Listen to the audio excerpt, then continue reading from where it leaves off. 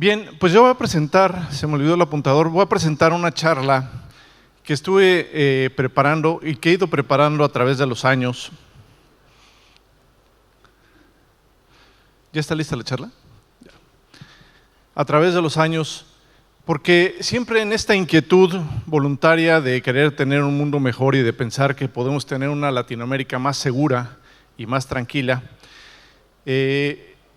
busqué ir recopilando a través de los años qué podíamos hacer o qué es lo que estaba pasando entre las sociedades en vías de desarrollo y las sociedades desarrolladas, cuáles eran esas diferencias, ¿sí?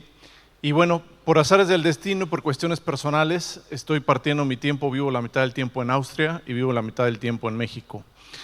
Y pues me doy cuenta que cómo es posible que a un vuelo de distancia cambien de repente las condiciones de seguridad en 180 grados, ¿no? Y no es que en Austria, que es uno de los países con mejor calidad de vida del mundo y que tiene la ciudad que ostenta la mejor calidad de vida en el mundo, que es Viena, pensar que hay un policía detrás de cada uno de los ciudadanos protegiendo no es así. La realidad es que es una sociedad que se autorregula a través de, en muchos casos, de los valores esenciales que han estado platicando durante toda esta mañana, desde Tim hasta el resto de mis compañeros. Y pensar en esos valores esenciales que aunque la gente tenga la oportunidad de sorprender, sus principios éticos y morales no se lo permitan, eso es lo que me hace a mí tener esta obligación moral de compartir hoy estos aprendizajes. Y no es que digan, bueno, pues es que Austria tiene muchísimos siglos de civilizado y no. Recordemos que Austria es una sociedad que a mediados del siglo pasado estaba destrozada por 2 guerras. Entonces, la sociedad se puso a trabajar todos juntos en la misma dirección, con un mismo objetivo, a lograr lo que es hoy. Y yo estoy seguro que nosotros también podemos. Hay gente que dice, oye, el cambio cultural pues va a llevar décadas y todo eso. Pues sí, pero también es un tema de voluntad, porque nos ha pasado a nosotros, en México tenemos una broma y decimos, oye, ¿cómo educamos más rápido a un mexicano?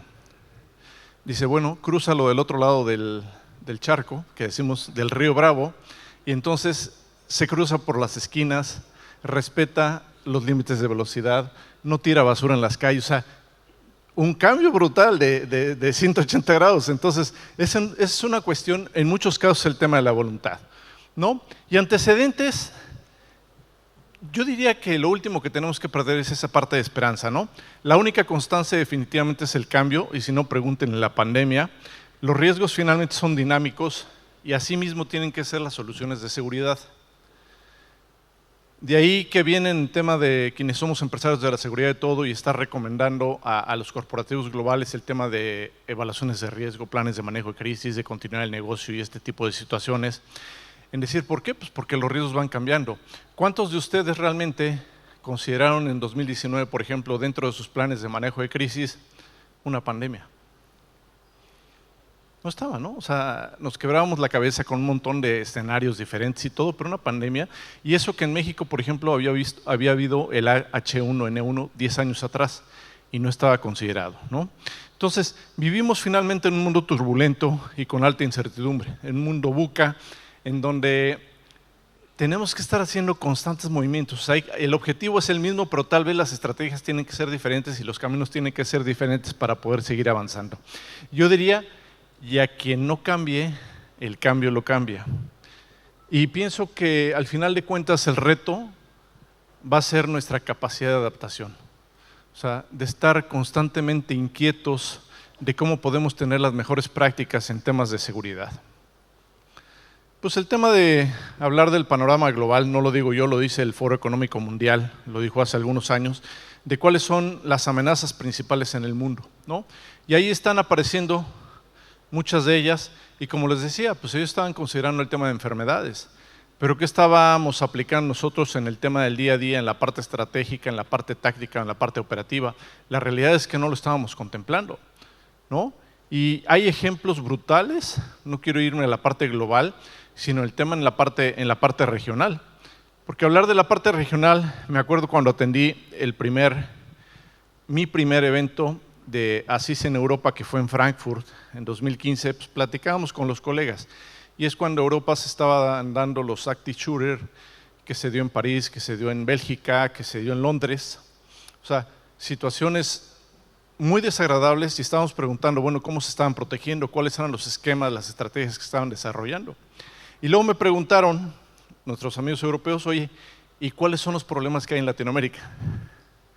Entonces, pues me quedé pensando un poco y dije, ¿qué les digo? Bueno, robos en todas sus modalidades, asaltos en todas sus modalidades, narcotráfico y trasiego de drogas, extorsiones, chantajes, fraudes, derechos de piso, y bueno, pues le puedo seguir.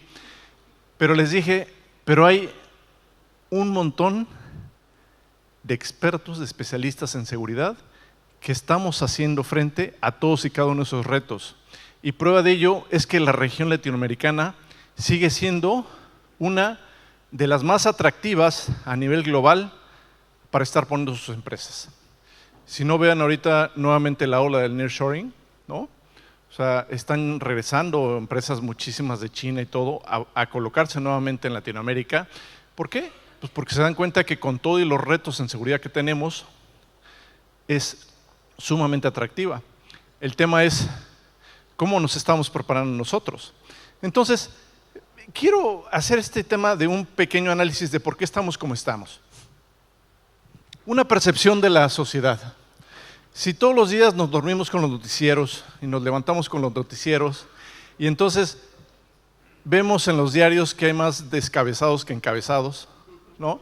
O sea, y esta situación va siendo una programación neurolingüística de que estamos muy mal, ¿no? O sea, un tema de zozobra, de decadencia, y al final de cuentas la percepción es realidad en sus consecuencias.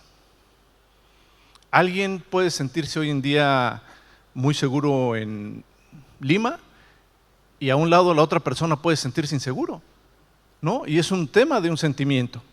Pero si además a eso le sumamos la descomposición social y en el seno familiar que existe en Latinoamérica,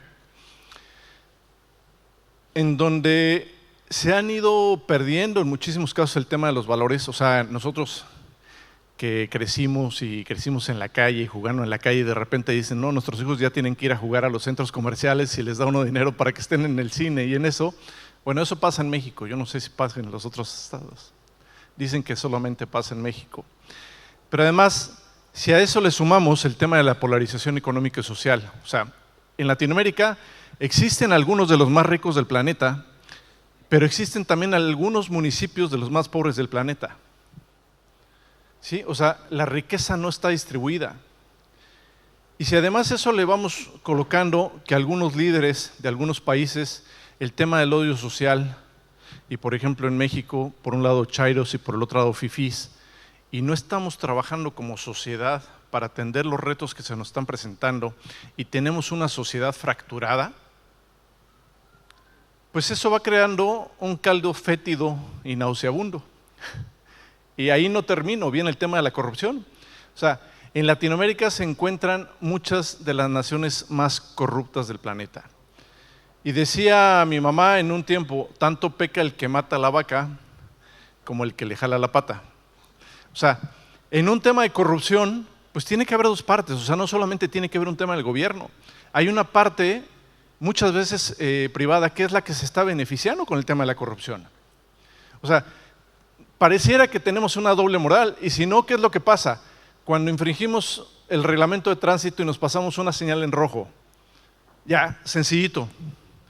Entonces, sí queremos que el policía haga su trabajo con el de enfrente, pero no con nosotros. O sea, ¿sí me explico? Y si además a eso le sumamos el tema de la impunidad, delitos que son castigados, perdón, delitos que se cometen y que son castigados. En muchos países de Latinoamérica, el tema de la impunidad va alrededor del 95%.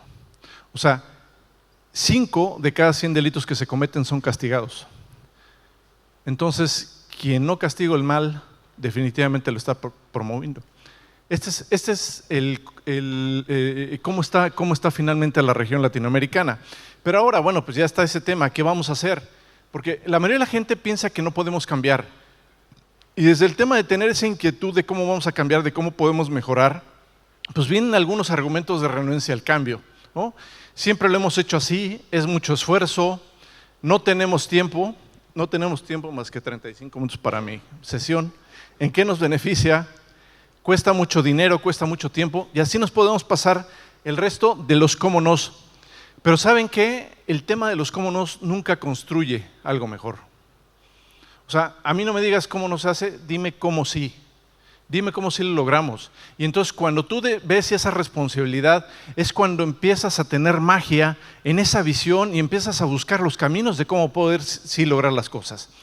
Cuando estaba desarrollando esta presentación hace algunos años, me apareció esta gráfica en Twitter, que hablaba efectivamente, o sea, la parte más complicada en un tema de la transformación organizacional habla de la cultura del cambio, porque la cultura del cambio habla con los valores esenciales de las personas.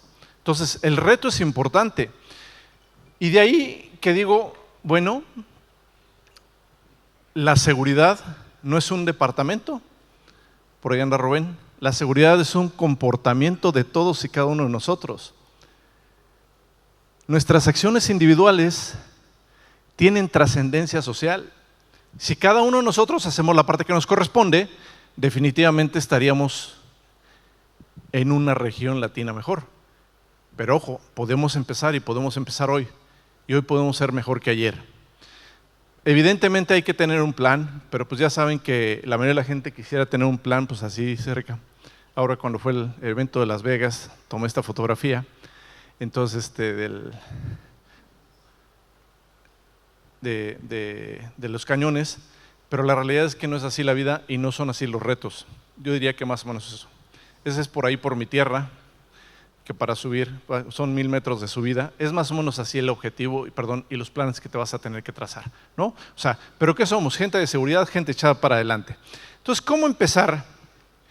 Cuando estaba en 2015, atendí un evento en Panamá de Asís, y mi esposa y yo somos muy inquietos, nos encanta andar con las cámaras fotográficas después cuando nos tomamos unos días y andábamos con cámara en mano.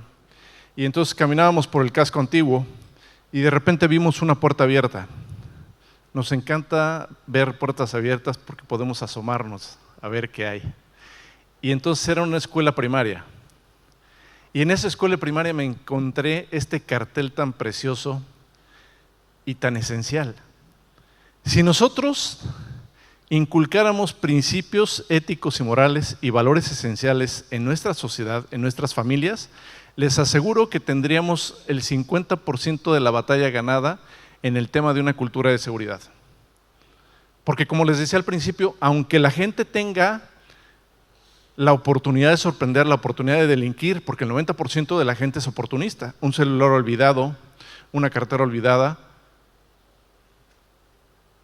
pues puede ser que desaparezca o puede ser que alguien busque a quién pertenece, ¿no? Si no es tuyo, es de alguien. Esta es una base. Si haces eso, ya tienes el 50% de las cosas. Pero entonces ya diría, a manera de ir arrastrando el lápiz, ¿cómo vamos a lograrlo? Evidentemente hay que definir un objetivo en equipo, hay que conocer a tu organización. No es lo mismo un corporativo global que una organización regional, una organización local. Hay que respetar evidentemente las jerarquías porque de repente nosotros estamos haciendo el trabajo en el escritorio y todo, y si no lo participamos con nuestros superiores, con nuestro equipo de trabajo, pues entonces estamos omitiendo situaciones importantes. Y por supuesto buscar el momento oportuno. Si estamos inmersos en un tema de una crisis, en un tema de una pandemia, pues no podemos empezar a meter este tipo de situaciones que pudieran pasar a segundo término. También hablar del lenguaje sensible, el tema de diversidad e inclusión, que ha sido un tema de una deuda histórica que hemos tenido y que afortunadamente ahorita viene esta ola, y en esta ola tenemos que subirnos todos y tenemos que aplicar el tema de la diversidad e inclusión, pero aplicarlo verdaderamente. No, porque nosotros estamos en el tema de diversidad e inclusión, y la madre y todo esto, pero cuando ves, por ejemplo, medicamentos, en medicamentos no traen los códigos Braille. O sea, yo veo los medicamentos en Europa y todos traen un código Braille. Y en Latinoamérica, ¿qué nos pasa? O sea, no lo tenemos, por ejemplo, solamente por citar algún ejemplo, ¿eh? Por supuesto, el tema de la exposición, el lobbying, el apoyo en compromiso y más que métricas, porque hay gente que les encantan las métricas, ¿no? Y todos son métricas, métricas, métricas, métricas. Estás tratando con personas. O sea, somos personas. No nos puedes tratar como máquinas. Y más en Latinoamérica, que somos sumamente emocionales, ¿no? Entonces, si tú eres un líder que inspiras confianza y un líder que tienes la disciplina, créeme que vas a tener éxito en la implementación. Pero si no eres disciplinado y si la gente, tu equipo, tus superiores no te tienen confianza, estás en un grave problema, ¿no? Al final de cuentas, pienso que todo esto es un tema de equipo. ¿Y por qué implementar la parte de la cultura de seguridad en toda la organización? Porque hace un momento lo dije, la seguridad no es un departamento. O sea, tú puedes ser un líder que tienes mucho empuje, que es muy echado para adelante, pero si no tienes a tu equipo alineado y tu equipo convencido de que hay que avanzar, es poco probable que logres los resultados. Y si además no tienes el apoyo de toda la organización, de cada una de las personas que existen en esta sala, es poco probable que tengas éxito en ese evento. Y como lo comenté en el tema de que no somos máquinas, hace un par de años escribí este artículo en la revista de Seguridad en América, en donde me estaba yo dando cuenta de que por estar tan atentos en el tema de la pandemia y en el tema de que no nos fuéramos a contagiar con el bicho, estábamos creando otros efectos colaterales, por ejemplo, el tema de la salud mental. La gente se estaba enfermando, había más drogadictos, había más alcohólicos, había más adictos al cigarro, había gente enferma, se estaban comenzando a suscitar divorcios, a suscitar temas de violencia familiar en diferentes modalidades y todo. Y no nos dimos cuenta, mientras en Europa, por ejemplo, ya dejaban salir desde el primer mes a las calles y en los parques había círculos literalmente, entonces aquí había un círculo y solamente podían estar 5 personas, y luego por acá una distancia esencial y otras 5 personas, porque se dieron cuenta que si no hacían eso, de que la gente pudiera salir a la calle bajo ciertas regulaciones, íbamos a crear este tipo de problemas.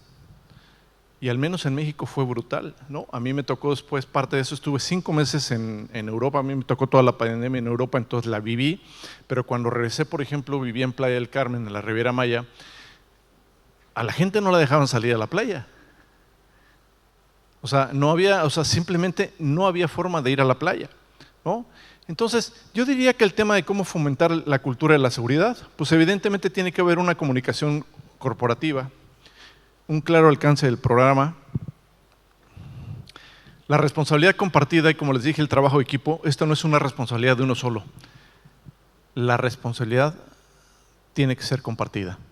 El involucramiento de comunicación, creatividad y marketing. Hay muchas veces que nosotros estamos creando los mismos banners y comunicados y todo como profesionales de la seguridad, pero no somos los especialistas en el tema de comunicación. O sea, ¿cómo lo comunicamos a la gente para que realmente tenga un poder de convencimiento? Bueno, pues trabaja en equipo, trabaja con la gente de tu organización, trabaja con el área de marketing, trabaja con los expertos de comunicación para que realmente los comunicados en la información que estés queriendo mandar al resto de la gente en la organización, pues entre con un poder de convencimiento importante. El envolvimiento también del colaborador para echar raíces. Eventos específicos, las Semanas de la Seguridad del Congreso Latinoamericano de Asís. O sea, estos eventos son sumamente importantes, pero no quiere decir que ya están en este evento y van a cambiar completamente como personas. No, se requiere de un seguimiento, de un trabajo constante y frecuente. La facilidad, por supuesto, de reporte y programas de reconocimiento, ¿no? A todo mundo le gusta que le den una palmadita en la espalda, que le digan qué bien lo hiciste, qué bien lo desarrollaste, que sus demandas fueron atendidas también es importante. Y por supuesto el tema de políticas y procedimientos que sean adaptados.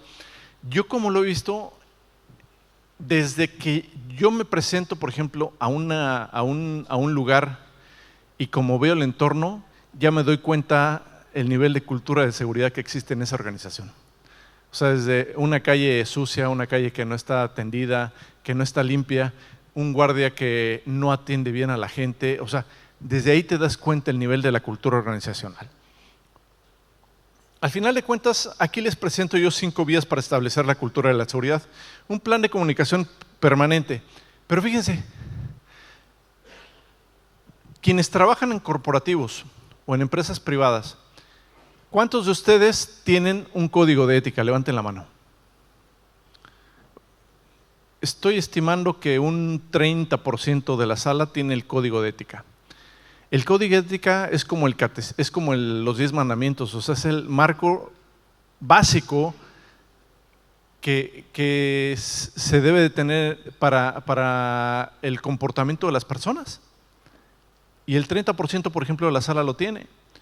Pero en la medida que tú hablas con un código de ética y que lo empiezas a permear y que hablas de un plan de comunicación permanente a través de banners, a través del intranet, de una manera frecuente, estoy seguro que vas a tener un cambio brutal en el próximo año. Por supuesto, el tema del entrenamiento, la confianza y el compromiso que tiene que haber no solamente con tu equipo, sino con todas las personas. Liderar con el ejemplo. Nos pasa mucho en Latinoamérica que dicen, pues todos lo tienen que seguir excepto yo, porque soy el dueño, soy el CEO, soy el director de seguridad. Tienes que predicar con el ejemplo. Si tú no predicas con el ejemplo, me quedó grabado mucho con un colega de seguridad, que era el director de seguridad de Latinoamérica, y a los guardias no les decía guardias, sino les decía, hola compañero, ¿cómo estás compañero? Y lo saludaba. Y dije, esta persona de verdad es lo que uno busca como un líder de seguridad, ¿no? Por supuesto, el reporte y retroalimentación eficiente. Tú debes de tener un canal de denuncia, un hotline, diversos canales a través de correos electrónicos del tema de cuando la gente, o sea, hay que empoderar a la gente. Y si la gente ve algo, pues puede decir algo y tiene que decir algo. O sea, son los que están viviendo el día a día la parte de operación, la parte técnica. Son con los que están en contacto con los clientes, con los proveedores. Son los que están viendo los retos que se pueden presentar en el tema de seguridad. Qué mejor que tengas buenos canales de comunicación. Y por supuesto, como les decía, lograr el personal empoderado. Al final de cuentas, nosotros tenemos que comprender cómo aprende la gente. Y la gente no solamente aprende viendo, sino aprende escuchando, aprende interactuando, aprende practicando. O sea, no puedes hacerlo todo por un mismo canal. Hay gente visual, hay gente auditiva, hay gente kinestésica, hay gente emocional, hay gente racional. ¿Me explico? O sea, entonces tienes que utilizar diferentes estrategias para poder llegar. Al final, lo que uno busca para mejorar la cultura es, vean este plan a lo largo del tiempo, ¿no? O sea, todavía nos hemos encontrado con países completos, por ejemplo, que están a estos niveles. La empresa no se preocupa mucho por mí ni por mi seguridad, tampoco yo me preocupo solo de mí y de mi trabajo. Luego hay un siguiente nivel, y aquí un poco los pongo en perspectiva de en qué lugares donde se encuentran ustedes, pero saber hacia dónde quieren llegar. Los protocolos de seguridad son una carga para hacer mi trabajo, pero debo hacerlos y los llevo a cabo cuando me están viendo, ¿no? O sea, un poco el tema de la hipocresía, pero bueno, ahí va un poquito avanzando. Las políticas y procedimientos de seguridad son para protegerme. Es mi responsabilidad seguirlas para que pueda permanecer en un ambiente seguro. Pero ojo, también hay otros dos. El tema de la corresponsabilidad, aquí empieza esta parte de la magia, ¿no? Ya empieza a darle uno ese gusto importante. En parte mi seguridad depende de mis colegas. Para permanecer seguro como un equipo, necesitamos trabajar todos juntos y cuidarnos unos a otros. Y por supuesto, yo diría el wannabe, a donde todo el mundo queremos estar. La seguridad en la compañía es fundamental y es responsabilidad compartida. Todos luchamos por mejorar y aprendemos de nuestros fracasos de equipo. Ciudadanía. Señores, este tema de ciudadanía yo lo he visto en muchos países desarrollados. O sea, si alguien puede, nosotros podemos. Es algo para humanos, pero tenemos que pagar el precio. Tenemos que remangarnos y tenemos que trabajar con responsabilidad, con autoridad, con determinación en esa misma dirección. Y la gente diría, no, es mucho esfuerzo. Yo les diría que es mucho esfuerzo, es como arrancar una carreta. La carreta al principio cuesta mucho trabajo, pero una vez que está en el camino, entonces este carro pues va a poder andar de manera natural o de manera automática, y ya después el esfuerzo pues va a ser solamente el tema de mantenimiento. Y no lo digo yo. Esto, bueno, hay una fuente ahí que nos habla precisamente del modelo de evaluación de la cultura de seguridad. Pero ojo, aquí quiero compartir, y esto es solo desde mi perspectiva, porque cada quien tiene una perspectiva diferente y es completamente válido. Pero eso es lo que yo he vivido, como lo veo y como pienso que podemos avanzar, ¿no? Pero pues para ello se necesita un buen líder. Y el líder piensa y busca el beneficio de todos antes que el suyo. Si la gente está buscando y el líder solamente está buscando servirse y no servir, desde ahí estamos trabajando de una manera equivocada. El segundo, el líder siempre está disponible y provee un apoyo cordial. Es el líder que tiene la puerta abierta, es el líder que cuando le marcas tal vez no te conteste en ese momento, pero siempre te regresa la llamada y te escucha. Aplica su liderazgo dependiendo de cada una de las personas con las que interactúa. Nuevamente les dije, la gente es auditiva, la gente es visual, la gente es kinestésica. Hay personas con las que yo estoy hablando y de repente no me están viendo a los ojos y uno siente que es una falta de educación. No, es auditivo, te está poniendo lo más preciado que tiene él, que son los oídos. Entonces, tienes que aplicar el liderazgo dependiendo del tipo de personas que tienes. Por supuesto, diría, toma tiempo para escuchar y entender el fondo. Debe de haber una comunicación abierta y auténtica, claridad, respeto, credibilidad, empuje, disciplina y empatía. Ese es mi punto de vista. Cada quien puede desarrollar un liderazgo diferente, porque tal vez no todos son empáticos, ¿no? Y ahora con el tema de las modas de las soft skills, que para mí no son soft skills, sino son habilidades esenciales, ¿no? No son soft skills, sino essential skills, ¿no? ¿Ya no jaló?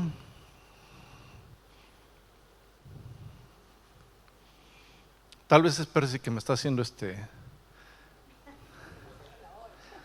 Sí. Perdón, ya jaló. Al final de cuentas, yo diría que el líder de seguridad también resuelve los retos y conflictos, porque quien no resuelve o quien no atiende un tema de una guerra, por mantener la paz, primero tiene la paz y luego tiene la guerra, ¿no?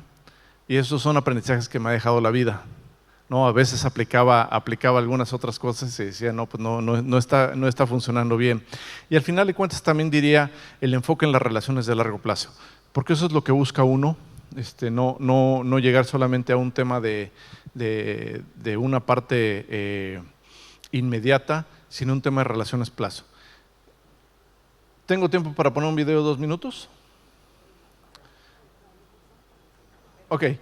No, ya no. Vámonos con el video. Si alguien quiere que le comparta este video, por favor me avisa y se lo mando con mucho gusto. Entonces, yo diría, concluyendo, el cambio cultural es fundamental para cualquier transformación. Trata con la identidad fundamental. Yo les dije, estamos tratando con personas, no somos máquinas. No todo el tema son métricas. Sí está bien que estés haciendo mediciones para ver tus niveles de avance, pero estás tratando con personas en estos temas. Hay que centrar el desarrollo definitivamente en la motivación y el compromiso. Yo diría más en las asociaciones filantrópicas como son ASIS y todo. O sea, si no comprometes a la gente en esos temas, pues es gente que está dedicando su tiempo, que no está trabajando para ellos, ¿no? Y diría, el cambio en un elemento de cultura evidentemente provoca desajustes. ¿Por qué? Pues porque la gente no está acostumbrada a hacer eso. Pero al ver los resultados benéficos para todos, entonces esta misma gente se empodera, se motiva y va a seguir adelante con el trabajo que se tiene.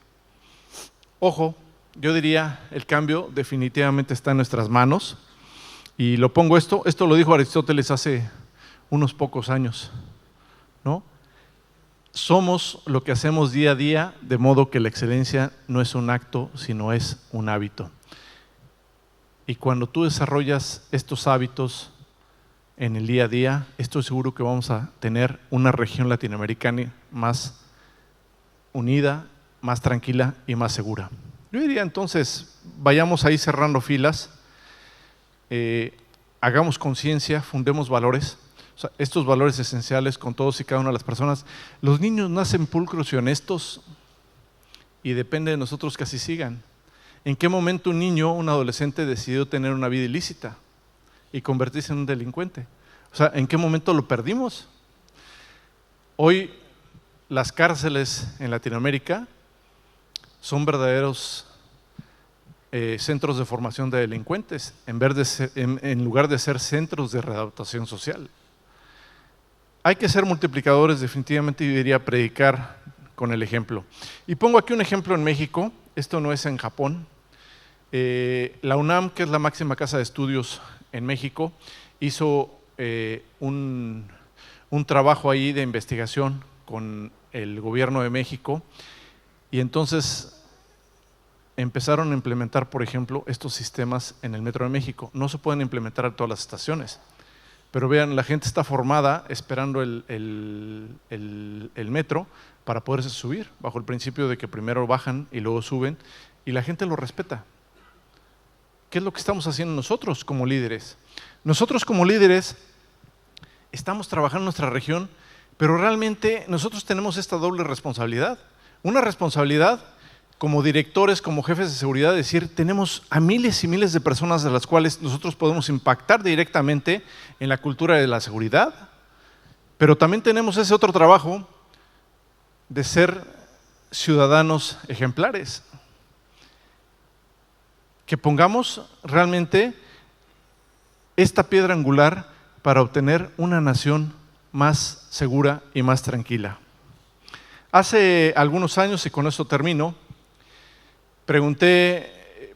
invitaron al director general, al CEO de Cemex, que es una de las empresas mexicanas más globales, y en un congreso de Asís en Monterrey, México, le hice esta pregunta: ¿qué es lo que te tiene encantado a ti de tu gente de seguridad, de tu director de seguridad? Porque se notaba que lo respetaba mucho. Y esto fue lo que me respondió: en los hombros del profesional de la seguridad debe descansar la continuidad de las operaciones del negocio. Vean qué altísima responsabilidad tenemos todos y cada uno de nosotros, ya seamos empresarios o seamos directores de seguridad. Se los dejo ahí. Me fui sumamente rápido, en afán de darle también un espacio a Maritere, que ya está tronándose los dedos, de a ver a qué hora termina Enrique. Pero muchas gracias por estar aquí y acuérdense de ese séptimo hábito de la gente altamente efectiva, que es afilar la sierra. Muchas gracias y que tengan una estupenda día.